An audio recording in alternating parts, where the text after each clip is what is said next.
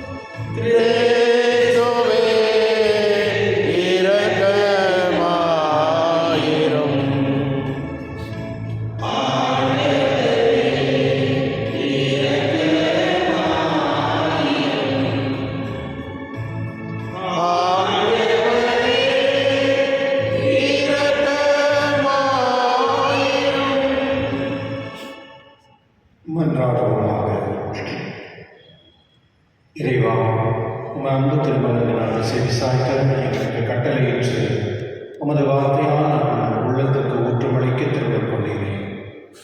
அகவழியில் நாங்கள் தூய்மையாக்கப்பட்டு உமது மாட்சியை கண்டு மகிழ்வோமாக. உம்முடைய தூயாவின் ஒன்றில் இறைவனாய் என்றென்று வாழ்ந்து ஆட்சி செய்கின்ற எங்கள் ஆண்டவர் திருமகனாக இயேசு கிறிஸ்துவினால் உம்மை கொண்டாடுகின்றோம். ஆமென்.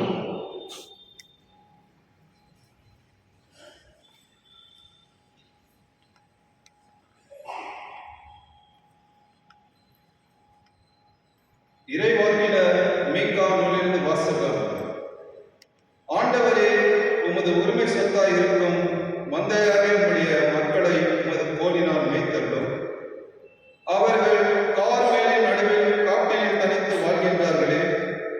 முற்காலத்தில் நடந்தது போல அவர்கள் பாசானிலும் கிலியாத்திலும் மேயட்டும். எகிப்து நாட்டிலிருந்து நீங்கள் புறப்பட்டு வந்த நாளில் நடந்தது போல நான் அவருக்கு வியத்தகு செயல்களை காண்பிப்பேன். உமக்கு நிகரான இறைவன் யார்? எஞ்சியிருப்போரின் குற்றத்தை பொறுத்து நீ உமது உரிமை சொத்தில் எஞ்சியிருப்போரின் தீச்சலை மன்னிக்கின்றேன். உமக்கு நிகரானவர் யார்? அவர் தம் சினத்தில் என்றென்றும் நிலைத்திரார். ஏனெனில் அவர் பேரன்பு கூறுவதில்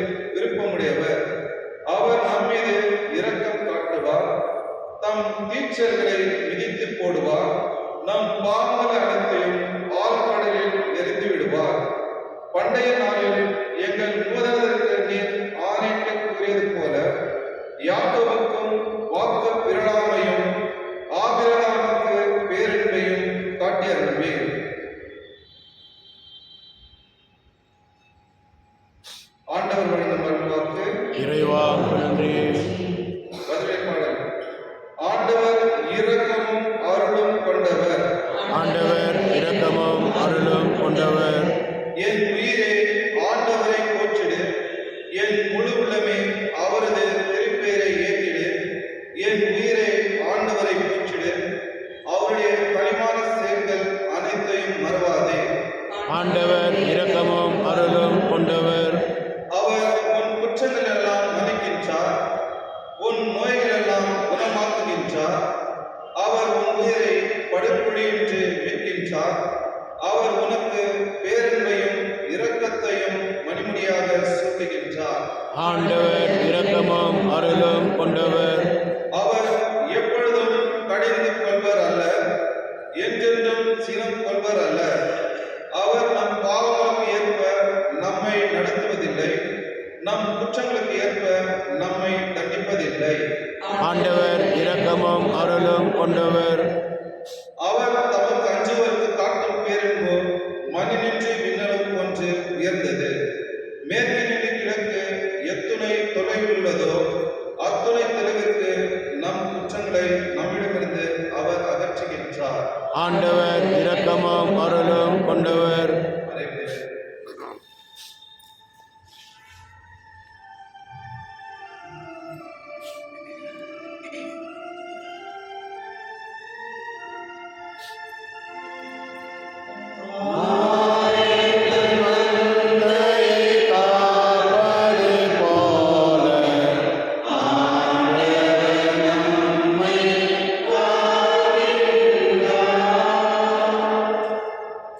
நான் புறப்பட்டு என் தந்தையிடம் போய், அப்பா, கடவுளுக்கு மற்றும் எதிராக நான் பாவம் செய்தேன் என்று அவரிடம் சொல்வேன்.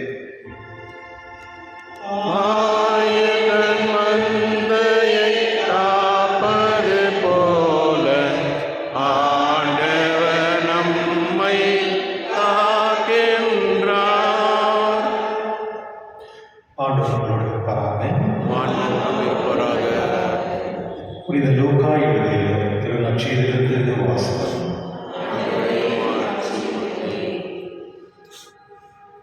அக்காலத்தில் வரி தருவோர் பாவிகள் யாவரும் இயேசு சொல்வதை கேட்டு அவரிடம் நெருங்கி வந்தனர். பரிசேயரும் மறைநூல் அறிஞரும் இவர் பாவிகளை வரவேற்று அவர்களோடு உணவு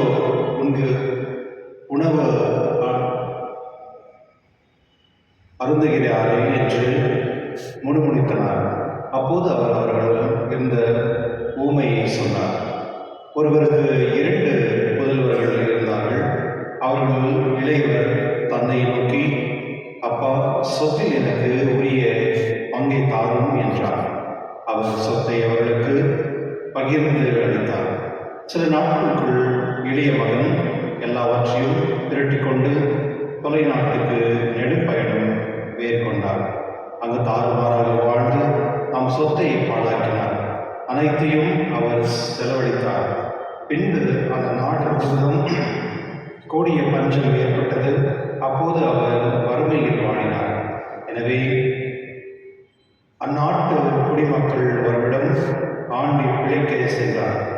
அவர் அவரை பன்றி மேய்க்க தம் வயலுக்கு அனுப்பினார். அவர் பன்றிகள் தின்னும் நெற்றுகளில் தம் வயிற்று நிரப்ப விரும்பினார். ஆனால் அதை கூட அவருக்கு கொடுப்பார் இல்லை. அவர் அறிவு தெளிந்தராய், என் தந்தையின் கூலியாளர்களில் சேவைக்கு மிகுதியான உணவு இருக்கு. நான் இங்கு பசியாக இருக்கின்றேன். நான் புறப்பட்டு என் தந்தையிடம் போய், அப்பா, கடவுளுக்கும் உமக்கு எதிராக நான் பாவம் செய்தேன். என் மேல் நான் உம்முடைய மகன் எனப்படும் தகுதியற்றவன். உம்முடைய கூலியாளர்களுக்கு ஒருவராக என்னை வைத்துக் கொள்ளும் என்பேன் என்றார். சொல்லிக் கொண்டார். உடனே புறப்பட்டு தம் தந்தையிடம் வந்தார். தொலையில் வந்து கொண்டிருந்த போதே அவர் தந்தை அவரை கண்டு பறிவு கொண்டு ஓடிப்போய் அவரை கட்டி தழுவி முத்தமிட்டார். மகனோ அவரிடம், அப்பா, கடவுளுக்கும் உமக்கு எதிராக நான் பாவம் செய்தேன். இனிமேல் நான் உம்முடைய மகன் எனப்பட தகுதியற்றவன் என்றார். தந்தை தம் பணியாளரை நோக்கி, முதல் தரமாக ஆடை கொடும், வந்து இவனுக்கு கொடுத்துங்கள். இவனுடைய கைக்கு மோந்திரம், காலுக்கு மிதியிடும் பணியிடமாக அணியுங்கள். கொளுத்த ஆடை கொண்டு வந்து அடியுங்கள். நாம் மகிழ்ந்து விருந்து கொண்டாடுவோம். ஏனெனில் என் மகன் இறந்து போயிருந்தான், மீண்டும் கிடைத்துள்ளான் என்றார். அவர்கள் மகிழ்ந்து விருந்து கொண்டு தொடங்கினார்கள். அப்போது மூத்த மகன் வயலில் இருந்து அவர் திரும்பி வீட்டை நெருங்கி வந்து கொண்டிருந்தபோது ஆடல் பாடலை கேட்டு ஊழியர்கள் ஒருவரை அழைத்து இதெல்லாம் என்ன என்று வினவினார். அதற்கு ஊழியர் அவரிடம், உம் தம்பி வந்திருக்கின்றார்.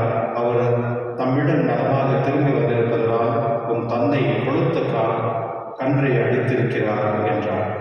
அவர் சீரமுற்று உள்ளே போக விருப்பம் இல்லாதிருந்தால் உடனே அவருடைய தந்தை வெளியே வந்து அவரை உள்ளே வருமாறு கெஞ்சி கேட்டார்.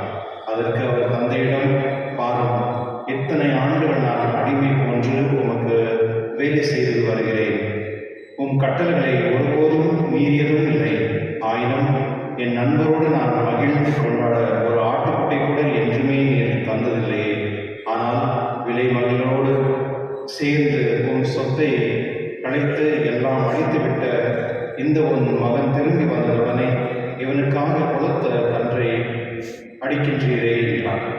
அவரது தந்தை, மகனே, நீ எப்போதும் என்னோடு இருக்கின்றாய். என்னுடையதெல்லாம் உன்னுடையதே. இப்போது நான் மகிழ்ந்து கொண்டாடி இருக்க வேண்டும். ஏனெனில் உன் தம்பி இவன் இறந்து போயிருந்தான், மீண்டும் உயிர் பெற்றுள்ளான்.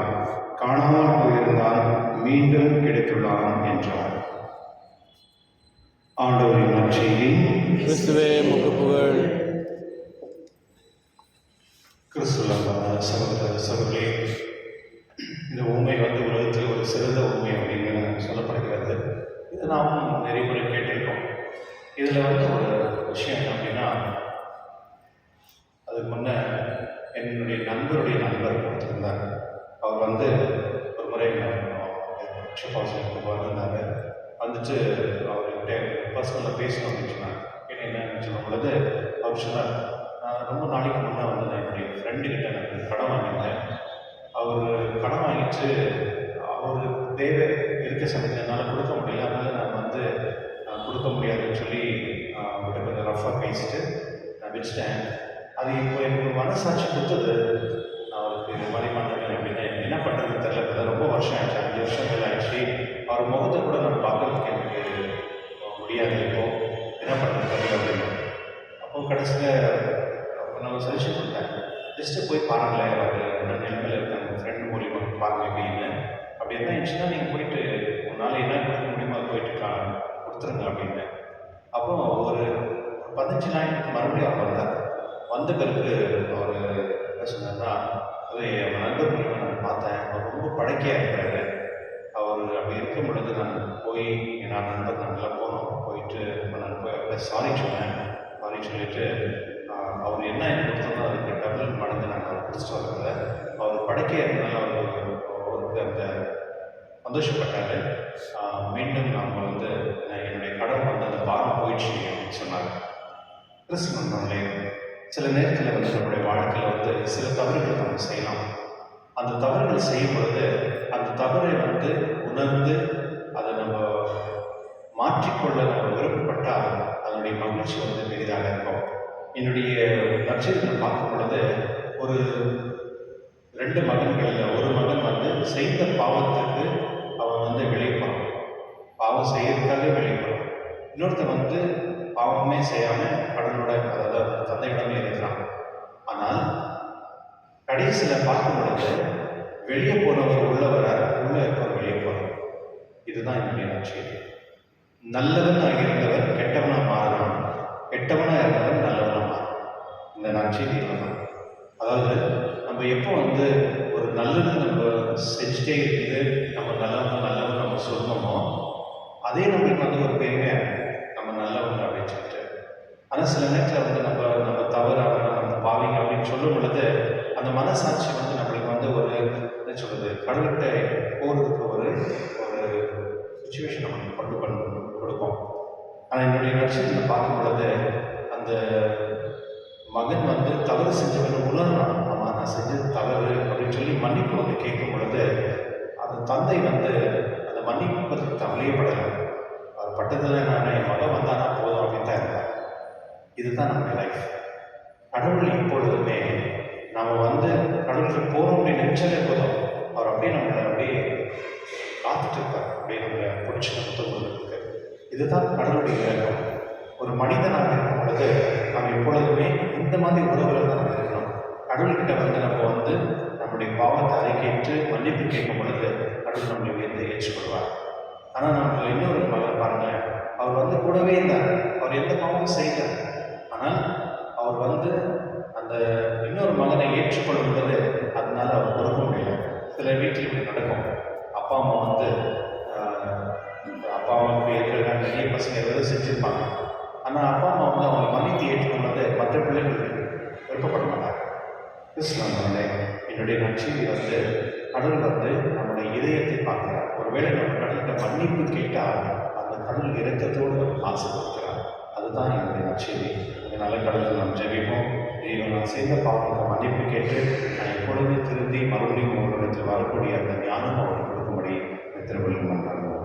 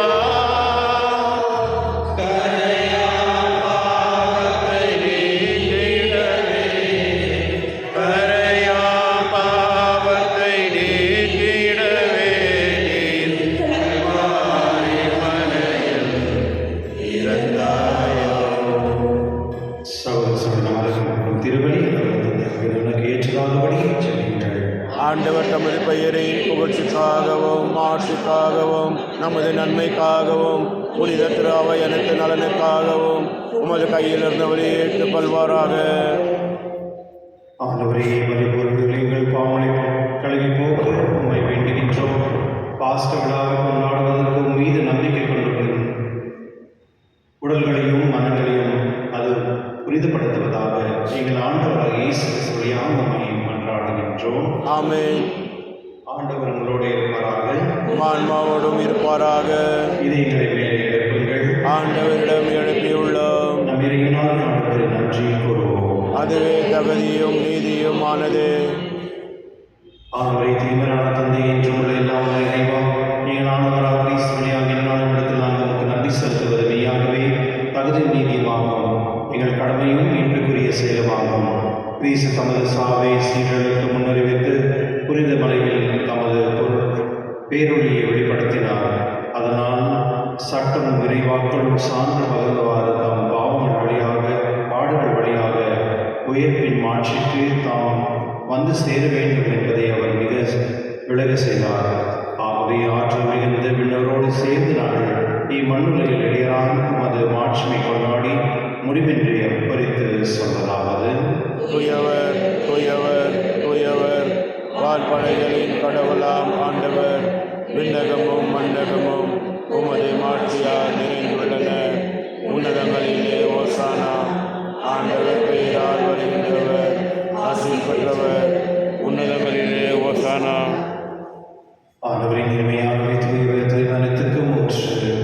ஆகவே உங்களுடைய ஆவியை குறைந்து காணிகளை தூய்மைப்படுத்த வர வேண்டுகின்றோம். இவ்வாறு ஆண்டவர் இயேசு கிறிஸ்து உடலும் ரத்தமாக எங்களுக்கு மாறுவாங்க. அவர் பாடப்பட உள்ளம் கிடைத்து தங்கள் கிடைத்த போது அப்ப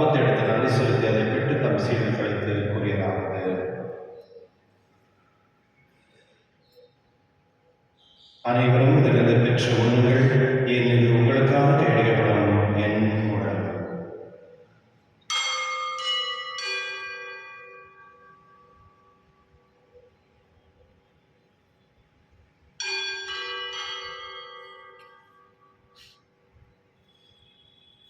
அவனமே இருந்து இறந்திய பின் கிண்ணத்தையும் எடுத்து மீண்டும் உமக்கு நன்றி கூறி தம் சீடர்களுக்கு அவர் கூறியதாவது: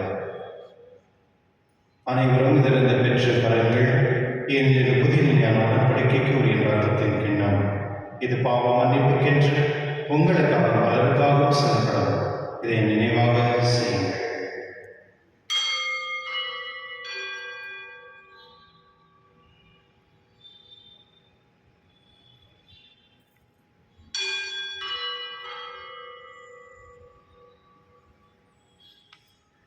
நம்பிக்கையின் மறைபொருள்.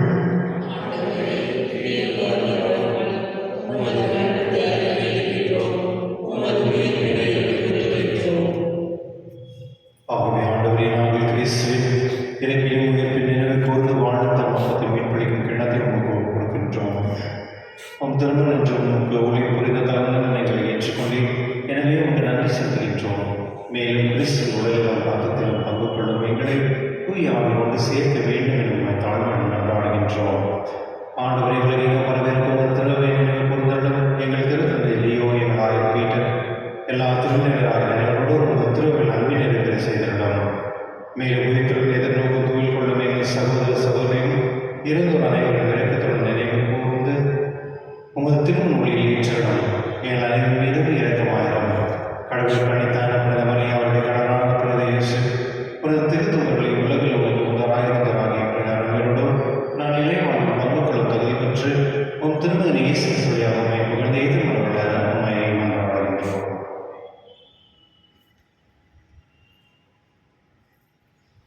இவர் வழியாக, இவரோடு, இவரில் எல்லாம் இறைவனாகிய தந்தையே, தூய ஆவின் ஒன்றிப்பில் எல்லாம் புகழும் ஆட்சியும் என்றென்று உமக்கு உரியதே. ஆமென்.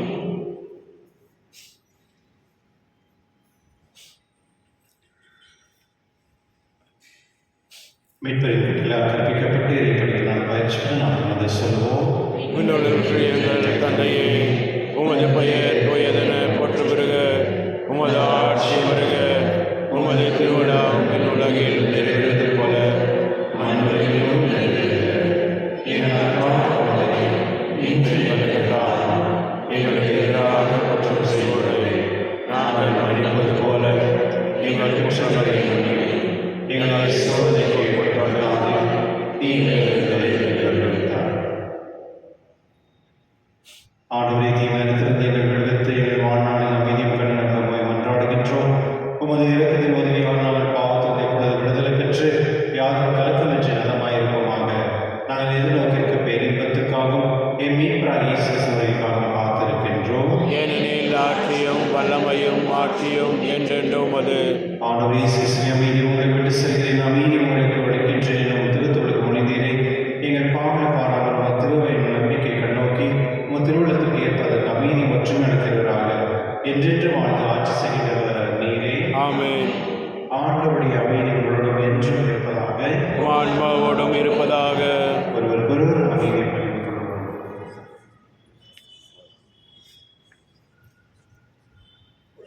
பாவம் போக்கும் இருளினே சமரியே, எம்மேல் இரக்கம் வையும். உலகின் பாவம் போக்கும் இருளினே சமரியே, எம்மேல் இரக்கம் வையும். உலகின் பாவம் போக்கும் இருளினே சமரியே, எமக்கு அமைதியருளும்.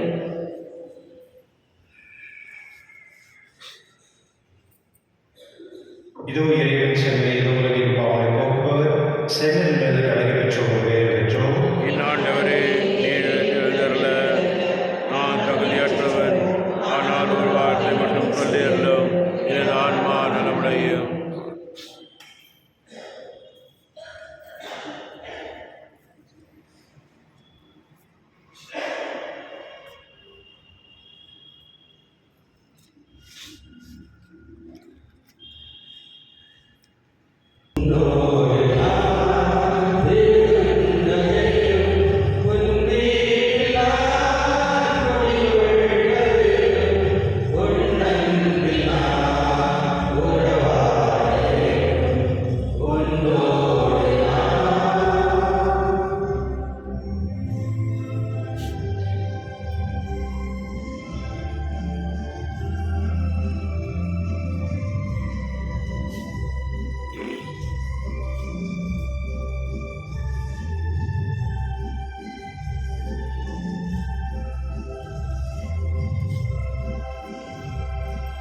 என் பாவத்தை மன்னிக்க வருவார், என் உள்ளமதிலே அமைதியை தருவார்.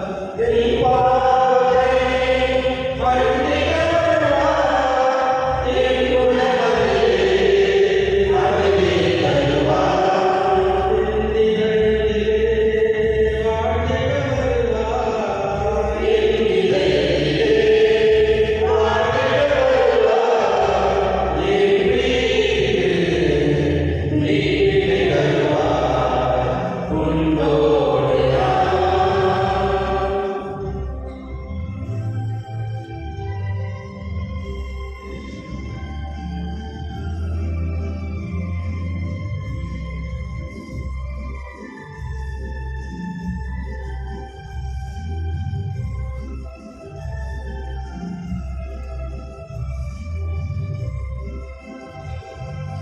என் வாழ்விலே இது ஒரு பொன்னாள், என் நலமதிலே நீ வரும் திருநாள். என் வாழ்விலே இது ஒரு பொன்னாள், என் நலமதிலே நீ வரும் திருநாள். உன் அன்புக்காய் அனைத்தையும் இழந்தேன், உன் அன்புக்காய்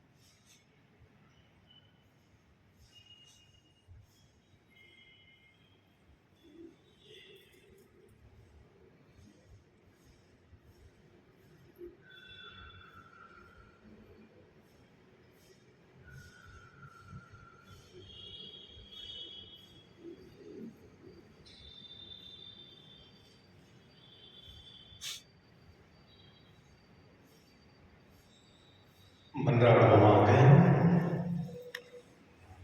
ஆண்டவரே, இவ்வுலகில் வாழும் நாங்கள் ஏற்கனவே விண்ணுலக வாழ்வில் பங்கு பெற அழுக்குள்ளே மாட்சிக்கு உரிய மறை நிகழ்வுகளை பெற்றுக்கொள்ள நாங்கள் உமக்கு செலுத்தும் நீரே நன்றியை ஏற்றுக்கொள்கிறாக எங்கள் ஆண்டவர் இயேசு சொல்லியாக உம்மை மன்றாடுகின்றோம்.